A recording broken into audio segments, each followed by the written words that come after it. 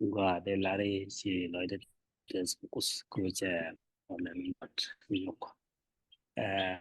damari Charles Kam ni bergamal tamen me bana work Tuesday ki ngich Tuesday tamen mi chagora ga Tuesday waje Zion chaklo Zion nan again Jerusalem Temen gore be damandana comes lat corner which agore wa which chala Zion which wa ador dia demandane Charles Kam ba ji chulu ye koske ku biblat ko govende goven Zion which ki ne dial ke kia kangane kan to chal ke ne ideal Amen. lɔcdä test lu kusmala be bijibos kelate bergamal Well, thank you. Thank you, brother. To lɔcdä test go jine jo the ling wale. Cái chăng go với chỉ con đang cái gì nó để con pal cái quy Jerusalem. Ngay con nó Jerusalem thì we mon tại đây cái all the time. Cái mới nên wala mới con tại đây cái. No. But Jerusalem live con a restoration go by show đến Jerusalem và quay mà là berloi tin se bala wai ko ri mara ling ko ne lul kan ten ke lul dong ne ke ne dia le treating all the time yen chang live corner lo ba Jerusalem ba lo ma ga ke bala Jerusalem to we mon ke la te ga jute ne ko ro de ne wala ba kwa jen Jerusalem la we mon ke ndo no an pa la ga me tot jen kon merel go de ro kon ma la kwa din loy ko yita lai ko re ngi ni ti kwa ra chứ còn loy jok ko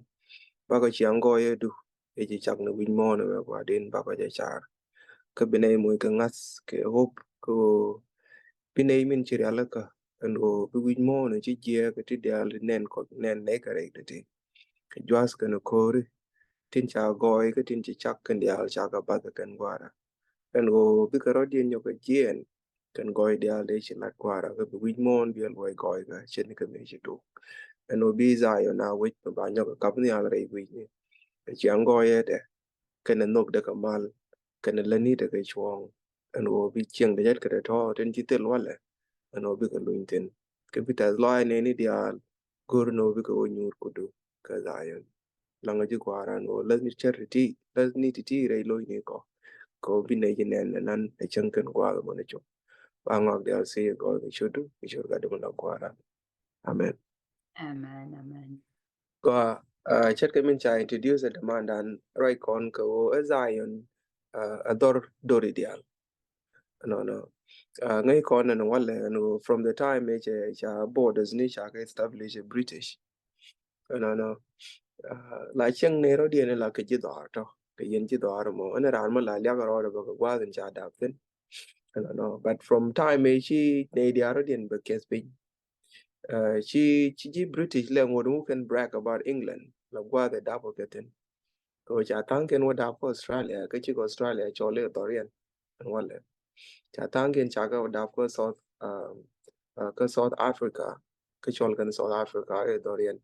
tang ken cha ga da ko Rhodesia mo da shi ka Rhodesia ba cho le torian tang ken da ba ga Kenya tang ken ba ko ngai kon ga South Sudan te kon ga tang Greek ta ten pe ge te wa Ling Disney, what I call the South Sudanese, you can the Greeks and more. No, thanking by Chaga, Dawa, Ethiopia, and wheat and cock. Many may see colonization, Japogwa and Dama. The island take Canada, I shall Garodian, Canadian, a chunk Dawa thanking France, Dawa thanking other European countries, in no money America. She America, they live on like a European, but they American live America. Ko nyin do ja ben da te ne chen chen do da ko gwan do ni ken ten bo no la bo wala one example nang ke United States den United States ku no la ye we do dia ko India ni ka do ma ko ne de right ti che ra mo ra je an American citizen cho la ro an American mà nay đi dial lên đáp cái gì mà bo là bo te nuori tin te jang tin te dur dial wi mon te kan ka America cái chol kan America no di dorian Bà Đinh. okay linh có đó you know so kan dur dial to na chol kan odi na cái gì America no but cha kon kam picture ma dong ko dong dor chol ga za no bo ba chole je ni dor dial no dong de ra no ku le ti ko ngu bi za ja ko dor ma ba cho de kam ne ala long re dor mo ko wala mi ji the world top 10 cities beautiful cities del ga Dion radiant dong de right kwa mi cher Amsterdam de right Paris everyone want to go to Paris and on de right Vancouver New York City Rio de Janeiro then Hong Kong Cape Town Rome San Francisco Los Angeles kakan city need to talk need everyone want to visit go to there within Kadidian kana Goidian but Zion is not mentioned can I mention the city need to like a guamity but Joe Bible con go regardless where you taught the man and then we in bidor dial bika bentin kichi ben kan tin ga jal chamala bang na ba jal go New York as a tourist kemala wana jal ga Amsterdam la tourist wana kan gwel ka pai ni nang jok ni nang wan bar den yoga yen ke bilo wa jal ka Hong Kong bi amar en barbar nditi kon bi le wogi chenyen wo be we ga na Zion wa bi na wa Zion ala ne te pat ka loidien go gan dap ka ndor me ala bo tura mi de chi lilich ko chang ni ne dialin chi hon mer ka wala ka dong te ga mo ga dor mi chang hun do gwan do na ba me dan ngode la gu ye ne ro kong do to ka yi chi ga yen dial we ka dong we ga ne din char ti nu ngene ye la pe e chang te ga pe de cha nu ba ka i ro bo ngot ka ne ri ben ka i ro gu ka ro dien lap kan dial we ka ne de adap ji we ba ne wal la Indians ke alungu ke the native we ka ro dien ka la ji we to so lo no te ga ne te ku feel ni re American ba no chi ga ji we din to ko te ra ma jo ke chi ga yen ji we din to ba cha kon gu li jo we jo ko te tela dama bir ama donga le lieje barama la lar gol ga e jine ne jiran Ethiopia ne jine jiran South Sudan ne jira bine dia loy den dong e gan gad we no ne din bishop ka Zion wa ka ne la re je bi ga loy den dong an dab ka ndor me no cha la gwi no gopdu ba we jine bi ka Ethiopia ka cha la gwi no gopdu no ba we jine bi ka Europe ke jin Chinese ke jiran ro ba dong no chana queen ka Bible ka Diit 87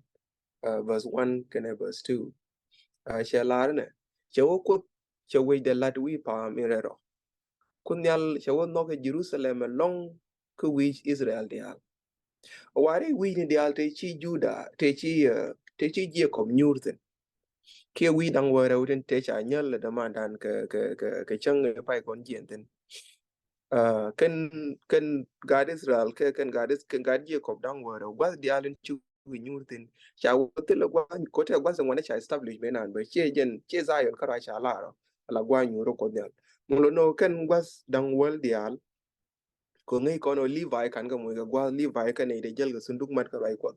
kan ga mo ga we but each week enin God Israel cha din establish la mo ka rodien ka gwa mo gwa ka mo gwa me de la gwa ga Israel la wo te ga city ni cha establish ko de ga Levi de ga chengten la bo yer me de right ko de chitetin ga nyen gwa mo but gwa te ji yen along min shal ga Bethel kan Sheila ka kan gwa te yer mi cha establish la gwa but cha were gwa ni dia de ji ko nyurten te la gwa mo ko nyalle ka nung me le no gi no ni no ga na Zion chet ki min cha nyal ko na demand dan ben Zion right kon kwi mo we mean lut kon ni Jerusalem no there are no kuliti ngu ma kap Zion ni al we ka ti dial ngu go ka je long ngu be le ni New York ngu be le ni Amsterdam Vancouver Hong Kong Rome Paris ngu be le ni kan gwa dial to ka ngu be le ni Sheila kan Bethel no ka dong de tang kon be de Bethlehem be de la kap ni al go nyen gwa de cha kan dan cha dap tin ba ko de lar go nyen gwa zin chi boy ko ni al chero de tin no ba cha lar go Jerusalem enyen gwa de no ko ni al more than any other place re wi ni de al te chi je ko nyute no cha ku we ne Chawe jena Zion and generation chukunyal cheme. No. And yen waging chukunyal cheme, chawolo be make kunyal and a job along. Ego chaking walk chaka tat pinton. Cooking walk was to walk and a chaka has we palm. Kongi corner or Michiran dwell chaping we palm, chi point duelu, chi tat pin per boom. Ngay contact certain one is a lot of long way for the no get the ram Michel we litka, can a ram Michel we palm. No. Chakul was I on a man. A wide and young quality shall walk on the shall tat pin we pumped. No. Chawajan point there. Chawajan waging between Indian yal ray weak nidial. No. Chia Isaiah con you. Chia Isaiah can a mika, chicken read, but chalani read a kelly, mika choking one. Can Isaiah choke or brother or like any read a kelly more long. So work and in tia be beni. Be pum in chalwalk 13. In chalwalk on the al 13. She will be burn again. Ka pum bi burn jen ka pum dial ka bi dur dial rodulten riete charit ka tong nuore bi dur dial rodulten e sha e flow lointen sha wenyen pum ma wa bi dur dial bi ka tedi wa bi ka lointen ngai kono wo ma dolo ro da kan me loin nyen tin de ngwanne ti loin ken ko me loin duore mi chi longa kwen ko chi piu ga na chak to loin chi ka de kwen ba te ya rodolo dong de ka longa kwen nyen ngo ro ba emphasize riete mo me lo no a countless number of people because loin Kenyan city no more. Kagwa de chi me chi ro ro de kam ne ala we ma go long me nan chi ga wi ne na kong chi kan ga da ke nya la no. Chi ji Syria chi ga rodian par ke Syria chi ga waten ji Yemen par ka rodian ga Yemen to kor ba ka Africa Libya te go kor te Egypt go kor jen gwa da nan almost all the Arab world Africa ba liwo ke boat ke ne jwas chi ne dia ji ko hon par ka rodian la yur ka na rodian yer because or inshallah because Europe ko de dong de kan kwan ke de kan mal rejected no and then can they dab gare we ka Europe chi kan la ran go China cholle that is an inflag era ta la te ka calm to la to put the kan ji we cherme we can now number in ring ka Europe chere ka number calm ni to wan to kula ring no so alabo lonya me lonya kana as ke alungu kadong wale ko loin tang kon ka Europe ngi kon ka 2021 alone around 123,000 chi ka rodien yor yer tang ken waka kare ko jel ken chokien ko mani Greeks ba ne ba ya te kare ka jan gwana na 2018 ba 123,000 chi ka waka Europe 2020 almost 95,000 2019 123,000 2018 chi 140,000 chi ka waka alabore jala mo bongo de liuna ten chane de ale liuga livia chaka lad mana wala marai kon ngo tang kon kamika bat tankin chiga liu 2021 chine 3,000 chiga liu ngo de ba red kene chete la bote ga mo go along network Europe enyomi we board of United States tang na zan around 2.5 million people ibakan US the Republican kai ken ga chika 2.5 million ga rodian almost 8 million and nika almost 8 million illegal chiga bengo chiga bengo United States dwarf border ka Mexico tiego corner can the US around 853 people chiga lutin kajen tir ko donga de wa United States laba menyal no university ego bani jo kulo we re shara dan nan won go Zion ne la ge bina lun ka Zion ge jama che go ma per ka go America ko America ko ne ri chinga America din ta ma tela go de medina ngai ko na long e chang ma gwe ge ye wi de ko de ne di ala de kan de ran tek de to ke o dong be chup dor mo chen jen go mi che ba par ko go Zion ko go Europe put ne di alten all the time la you ran all the year mi te ge nyang ke te ke chak ni te de na chama ke no bi ran tek de to ke o dong be chup ko dor ya la Europe chawa go Zion go in Berlin no go in we ko na ke Europe wan la kan go we ko na ka America we jing we ko na dong te ke mal ke te ke kwan la bo Zion chipete no mal ke no kwan tin go rodien but te ke pus ko tung wan di al te bi to re ngo te bi to re Zion te chipe par ke tin di al we ko na wala ko ke Europe kan America matara ma de lo ke dit quarkel one ke did 133 bus 3 de kon min put kene dial ka zai de kono ku linga no te ga de kene min put kana ka Europe kene min put kene dial ka alango ka America. Amen. Psalm 133. Okay. Go ala ra jen. Go mi sheje Rachel. Amen. Ajani cheda ka touch which palm emor. Mukula pen we palm Zion. And we need again guas and chukonyal alara no baneka pos. Ka take me door. Amen. Amen. Amen. And obenega post ka take madora. And word and go re read go moyo, for there the Lord commanded the blessing, ever life forever. No. Alabo even life forever. Alabo gwa the me wa we palm Zion. Konyen gwa the ko tiengten. Maluin ka dur di altin baben gur ne tik madora artin. And time I chane number chane je min ngok yere chang ka lia na la put ka Europe from 2018 at all kami ala austerity measures ka don ala Greeks kan na the Lebanon ka we the Congo di ala to mani African no luine di altin luine di al ka Europe no te gatin no chang mod bat le te ki chaw je kan we to mod bat le te di de chaw je ka America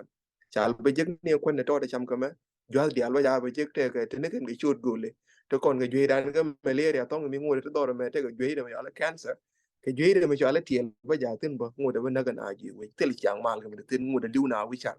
ne chang ne di al ba ka jal wi char ga choi tin di din te ga but Zion wa ne di al tene a wa Zion me cha gur ne te kwan kana mal dung ti de me ka gwa ma dung ti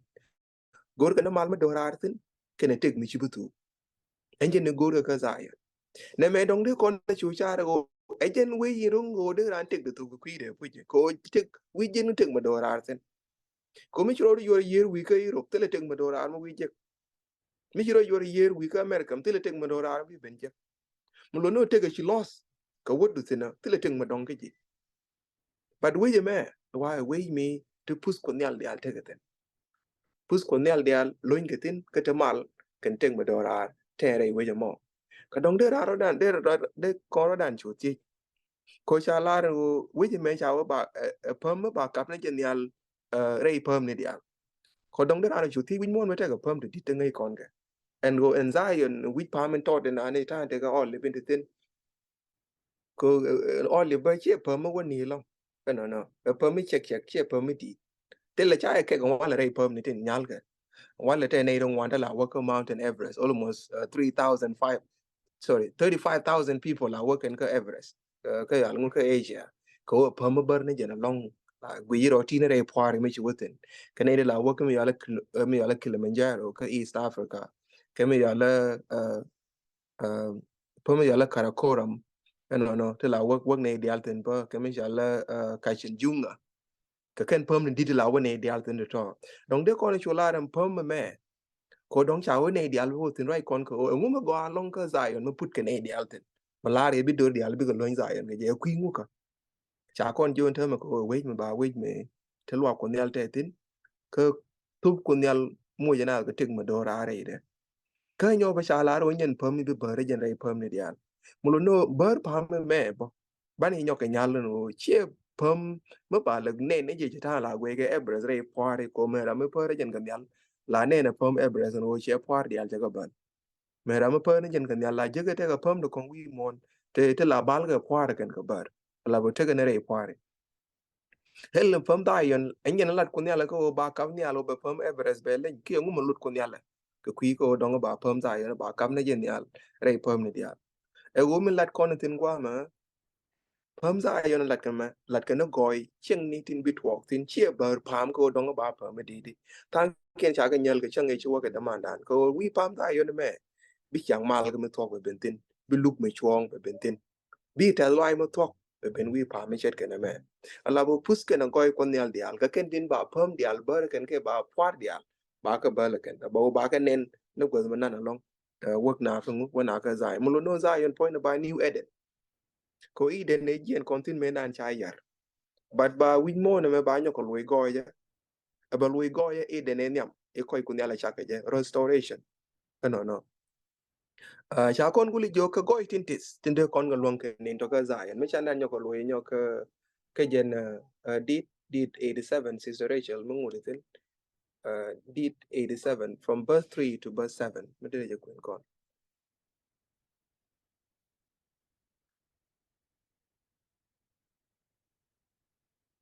your brother two me che je number okay La barar ka mu la dia. good Buma. Diit 87. From 3 to 7 Go along. Che la na ka ba tan dio dien. Ka chua to go lat ko kuidu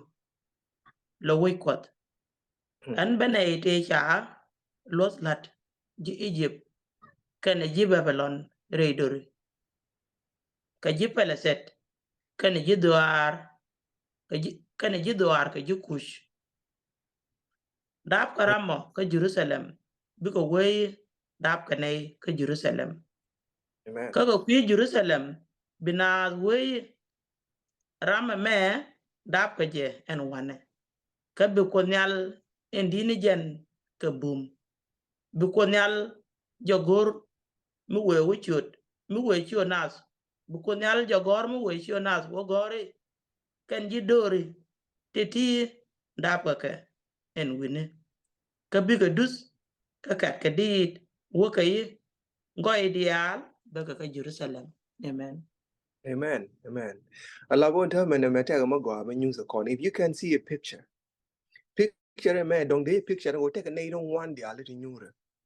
Can they one day a little newer, quality a lyrical lap, take a story into lyrical. Raja go queer Ahab, Raja queer Babylon, Raja go queer. Can they the other newer, what a jeep Philistia, take a thing, to G tire, get a yellow dog, don't know, take a thing, to G Ethiopia, take a thing like you kush. Tene one day I'll do the dial, I was you knew. Cook any story till a link. Right, Rame. Kaki goy door in Chalka, sorry, Jede Webber. Kaki goy the door in Chala Zaya.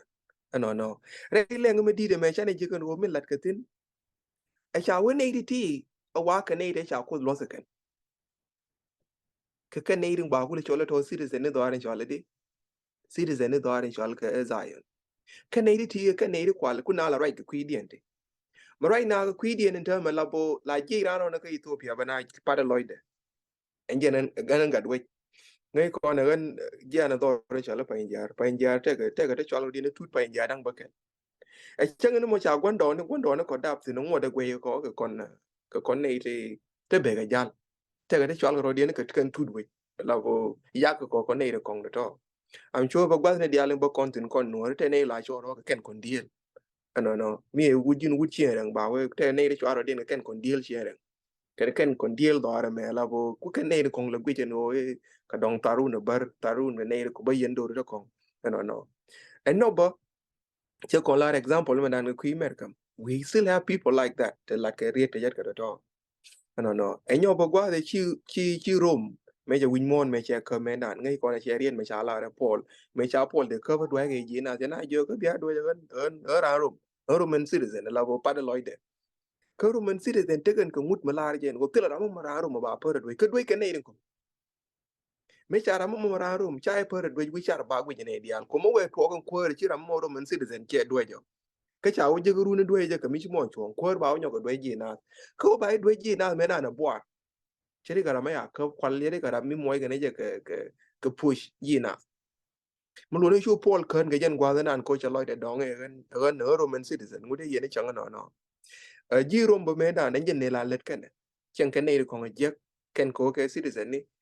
chen ken ya lu colonies ni ken ti ken ga le chen ko cha ba lat ba ji England me cha do cha ko kan te kan ne la ga we ke colonies ni me jiran Rhodesia ke jiran ron ma dong we ga ji ba jin second class citizen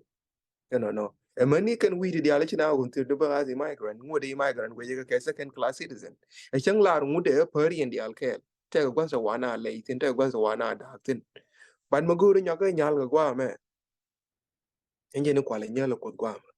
ji Ethiopia kan ji dur kan di al bi ko rodien chola ga kan gad we ba lo dien pat kan ne di al te ke ko kan di al chen mi te me che te ke new birth chetega tuk chetega dab ma pai to mikiraro ro balare go agan kara bram pan yende yen ra yene ti pai no ne ga chu Jesus ti chine yenge ko kon ken kon kwa ya bra tira ma bi nyal no no nyo ne dialen cha kul no ka ken cha ka nyoka dab ka dam jidit me cha gwi ne dab cha dab na ga ring gwe ga ne dab pin cha dab na ga riem ne dial cha ye chu nga the ken cha ken dial til ga le jor re dien til ga la ram mi chol ga chun ma dong ken dial ba ga chol ka gan nga ka ga da bra cha na ba ngi jen go jine da ko ji kuji mi se da ko ji kuji ni ne dial chet ken la ne de cha dab ke ye ko no ko ngi kon ram kel me cha dab ke ye ko mi chu mo kwa ya bra ko me cha ne genealogy of Jesus me cha na we gur kon kila riem Abraham de kon je point de ko kui wut ka ko mani ke dial me cha ne ke je mani Yesu dial ka mani ke nyirol ma dong te ga mani te chop ke dok to nyirol to kon ala bo me cha na we gur kon kar ka me ra ma rai kon kui de me cha lo de pa de jan ngan kwa ya lu no me ba de mu chi Yesu ba la chu Yesu lo de ben pat te tra me chi gag me pa de lo de o ran e gan nga e ga de tra me chi gag ga ga kan gang ne Yesu ko me rai kon ne me chi use gag e ga de ga ka no ko de mani me chi Yesu lo de pa de no me kon ba na lo dan pat ka jen gwa be no wan wo chong wi pam za ya ga ken kon ga za ya me wala la no ga nyedi lo ko dan te la choro de ne go nye za ya lut ken ne je pu go pat ken lo de ne re te ga mi chet ken me en wo ka ngani e ka ga za ya cha kon guli joga no en o pam rai kon ga kui de me enyen pam me cha nen me na ne de no ngai kon re la ka de no te ka pon mi din me cha te en wo che te ka pam ton me cha ar pe ne nyal mo chu pon mo ko le te pam to mo che ko le pi de win mon ken lo be le di be kum en enyen la de kon no za yon cha buri la physical mountain cha buri la pam mi din mi be dor cho rai ken lo be win mon be rai ken lo be go te lo gwa mi pi na ten no lat ka no go ide lat ka ne pi zin bi pi ge je ka cha ben nyal be nyo ga ye chu ga gwa de da en on ta me cha bom nyal ken liu je ne cha kama en ta me gur ko bia la de o bia ne dial bia ga ja ga ngani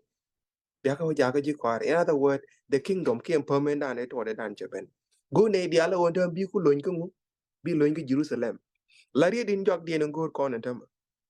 European me put kana do rien ego cha la ne dial go kwente pin ba mal te pin ba cha na chen ge yen wi to kan yen ne kwa na la chen ge en yera la ban ran chi ma ni pin ma ji do re dial baro do yor yeren wo we ga iro ego cha go Europe cha la America ba me ya we nyo ke je cha ga ta la na ga wi cha ga la cha ne ri cha na ka ba ng tel mi cha du ri kan cha ga la cha bom ni te la ma re dul go re kan ne la wana na kan shopping mall cha ga la lat kan go America goy mer kam lat kene je ma sha goy mer kam sha la da dor mate opportunity ngwan na la go kwende pin bang malte tin no chung wi la na lan ma tot ke fi wa wa ba yi cheng yu do $1 dia la nya rai kene dia ene ram mar wa jinta me che me bak South Sudan rar ba ne bo la ni dollar te pin bang chu ne dia chu ko put ka South Sudan ka Kenya ka Congo ka ya lu ka DR ka ya lu ka Central African Republic bang ne dia la ka Nigerian Botswana hun ne dial ka South Sudan wo te we me pit $1 tin cha $1 dial wo gorten e wo cha goy South Sudan cha la me ne dial chi ben mer kam bo ka jan gwa da nan chu ka mer kam ban pin ko chi le din goy South Sudan me ne dial ka hadis bo chu ka goy hadis le ban pin ko cha la te ga me go along ka South Sudan wa me kon bon wala mo gur kon ne no bi ne dial bi ko loin ka Zion bana goy Zion yikla bana goy Zion yikla ne dial wo goy in go ke Zion che goy me per goy mer kam che goy me per goy South Sudan che goy me per goy Europe e we me go me we mala me tin tel me per ka we mon ba ngai kone ke jen ku me ke no bi promise cha ku la ra go me ba ku le ben go ra ko bi ne dial bi ku le loin ni ka bi ku le loin Zion ke che de go long no de ne dial chu loin go me de we jeng na mal tu no to ke de we jeng na ta lo ai tu no to ke de we jeng na tek me do ra tu no to ko wi de kong de cha na me te ne dia li put South Sudan wi to ga ndam ti tan ken dia jen tan ken dia bo chi ga jen chi ga lo luin chi ga lo wi ni te kon ko ma le me go a cha ga chal tin ne cha le je te la tar te le ni di din te chi ne dia la pot te me ne dia le je won mer ka me la go ran o de lo jok ne dia li wo ki ro la go ran o de lo jok ko ken me cha preach e go along you we ken je we je but tell an ideal the cha preach cha lad go Zion to be feel disappointed come in go cha o je kan go Zion no Bible in jog den lab jen no pinchi ye chu kula kam kon ga kwi ko den an ideal la right ano na ba ga Zion we mi chi le chet ke Babylon chabale chet ke Europe ke chabale chet ke America Matthew chapter 28 verse 18 worker 20 meta ramade nyok ben kon ga ba kwa jen Bible in jog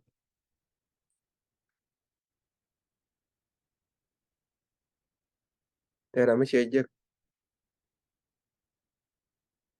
ga kama ken yene je ba go kon Amen. Chapter 8, verse. chapter 28 verse 18 Oh. and it Okay. Right.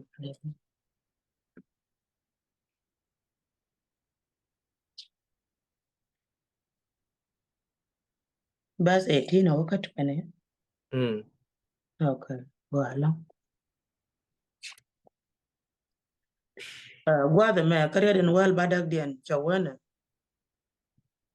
Kashu ye chu ben kaka. Chu ka joke. Long nyal ka na pin ke leu cha ja kama. Ka wiya ka ja ka nas ka ji kwara re dur dial. Ka la ka shot gwar in nyal. Ka gat ka yen gwara ro. Ka ngiya jaka. Ko bika erwani dial in chalad ye lot. Ka tiamaje. Ana kel ka ye. Ni chiang ameno gudwa. amen thank you no mo nyen no bin jog in chi ye chu kam kon ko bin e dial ko le ben ga Zion kere chen ko ko nel le cha kam ye chu go ri jen go be yik te na to wana lat go Zion ken e dial len cha lat go Zion me chiang ba chiang na Zion ko ma la ge jen o jog ye chu na no nye ke teach them to observe all whatsoever I have commanded you and we are nye ke ko bi ke rwai ni dial te che lat ye ba ka go ra ken e go be Zion te ke chiang mer kem te ko ngot ke te we ju dong be te ko ngot ke tra ma la po ro te go wi mu wi ji gwa ji ke tin lat ke ji de mu wi je dong chi bi chiang ge jen chiang ne no to chi la go bi lu bi wote no so chi ye chu na kam chiang de chiang na bare wi me chet ke no ram nok je en o ye ta chiang me te de ram chi nok ba ram wi ka Zion ni ram te di da ram chet ke no cha la ran go ba chu da fa nyok ba da fe nyok no chai bele chola gad rol ma dong ba chola gad Zion no ko la do ba ka kule nyok boy kule symbolize ne lia liu ko dore ti tin wal ka dore chai dap tin den ba nyok moy ke new birth no ba nyok ke da fe nyok ba nyok ke da re we ko la chola we Zion bi ne dia lo dien ko pat ke je en wo kon dia da fe ne re we me no ko ne dia len cha boy ke cho Jesus cha ga nyok da re we ni cha le we Zion ke ne ri ba lo dien pat kan u kon ju we mo ane chane tes pin wi mon ken lo bara ne dial wala go we dan no ane bana pal ko derel go de ro kwadin lo ke jitas lo ko go dial tin chin os ko ke kwi we in ti ala ko gwara chi story ko nyot wi dial tin chi kwori to wan ro dien je tin me dakin chi ta ke me rik tin dial tin ji to tin kwadin lo ke jitas lo ya no chi win mon du good ke je ke dial no en o gwara chi chap chere alaka mi biti dial bi ko loy goye chene ke chak e chi chak ne je kwa dine gwej wanko ne we in chal ga Zion we in nyuri tin ala kwar ka kot me lu ke chong ka kam ne dial chunken kwa din gwa din kam mi pus te ke me dora ka me ko ten kwa sin china bale dier ko ba ka mai nyam lok kwa china bi ke le dier ko bi ke tek dien kwen ka run chet ke min chi ai zai ja gor kwa din wala me jalle ga war ray lani go riyo ni ku ko bi ne dong ne ku bi ne chu di ku jwas ni ko de ne jwas ko de ne ke ilaji di par gwa din lim ne wait me ko me je ko wait za ni je ala ka ku gan ko dia gwa din la nga ji ke ne dia tin tot tin shara din ala ka gwa din no ba tu ko ro ko to go ti ba ga kam ne dia ala kan wi mon ko gwa din kam ne ko bom ko shi wi mon che cha gwa meri la long ke kwi ga tin dial lat ke she was ne ni dia charo din rit ke chang ko ram ko go me kwa dina lecture ko cher ko charo din ga kwara riem ga du joj la riem mi chine dial ga lol wi mon kwa din ne dia loin ka Zion che ke min chi char che ke min chi gor ku ne de pol cho ken ku ga jagwa la gwara ro ka leng ri ti re jam ka leng ka kan kwa din ka tung nas ka ne dia len ku jak dole tin dia len let use ka ne tin dia len let man ne ga ne ka gwa din ko bi nye ma ne ken wo gor ko chi ga bele nyur ka Zion kan ka ro dien ka ne dia len cho ka gwan din ni bo tin jal len go chi ga bele wo mo ka Zion kan ka ro dien kwa din jang ni ko kri ni ko kwa ni ko dia len ta ko tin kwa ra ko bi ga rwai ne go ti bi ga chub loy ni ken bi ka citizen ni ki we mo we mal ka kan we ko ni dia pa ngok dia si ko bi shodu bi shod ka du la kwa ra amen